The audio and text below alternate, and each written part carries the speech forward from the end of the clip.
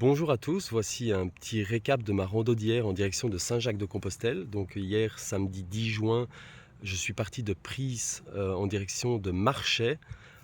J'ai marché longtemps le long d'une nationale, puis je suis passé par des tas de chemins dans les bois.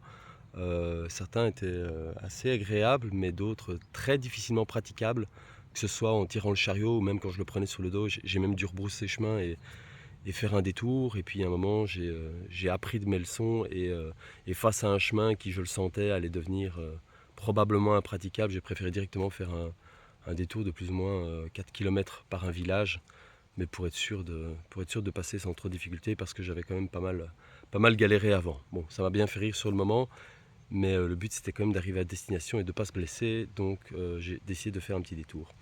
Quoi qu'il en soit, j'ai passé ma fin de journée dans un gîte. Alors, bon, le gîte, c'est pas chez l'habitant, hein, j'ai tellement rencontré de gens sympathiques ces jours-ci que vous avez tous mis la barre vraiment très haut en ce qui concerne l'accueil.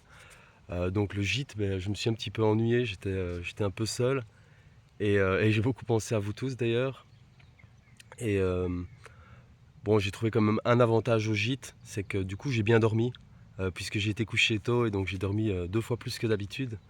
Et bah, du coup aujourd'hui je suis en super forme après un bon petit déjeuner.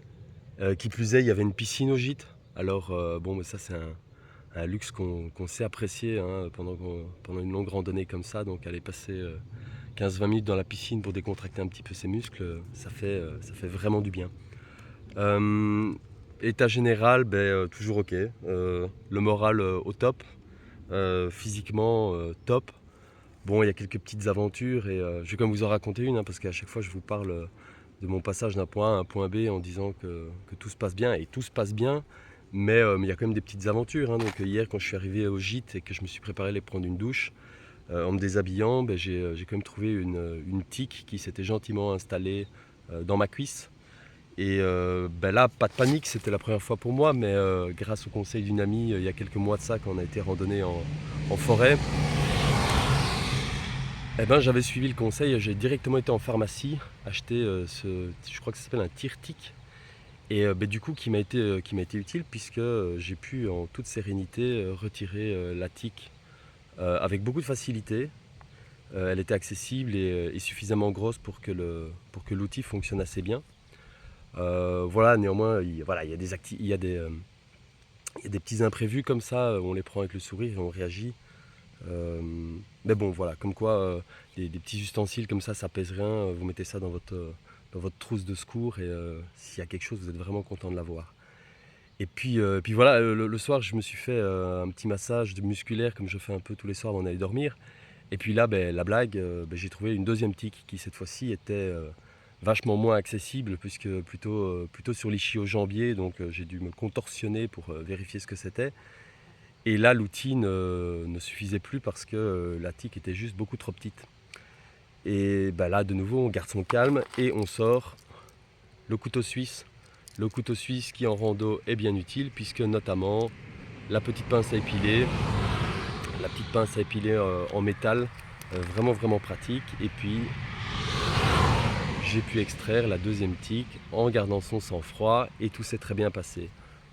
Si vous voulez savoir, les deux insectes sont restés en vie et ont été relâchés dans la nature. Voilà, blague à part, donc hier j'ai marché une trentaine de kilomètres, ce qui fait que à l'heure actuelle j'ai entre 190 et 200 kilomètres dans les jambes, physiquement, toujours au top, le moral gonflé à bloc. Et je me rends aujourd'hui en direction de Berry-au-Bac. Et voilà, je ne vais pas faire d'estimation sur le trajet, puisque je saurai demain combien de kilomètres j'ai fait. Il n'est pas impossible que je fasse un détour à un moment ou à un autre, donc je ne me lance pas là-dedans. Voilà, quoi qu'il en soit, je vous souhaite à tous une très belle journée. Ah, j'allais oublier maintenant que je le vois derrière moi. Vous le voyez souvent avec moi, mon chariot de rando.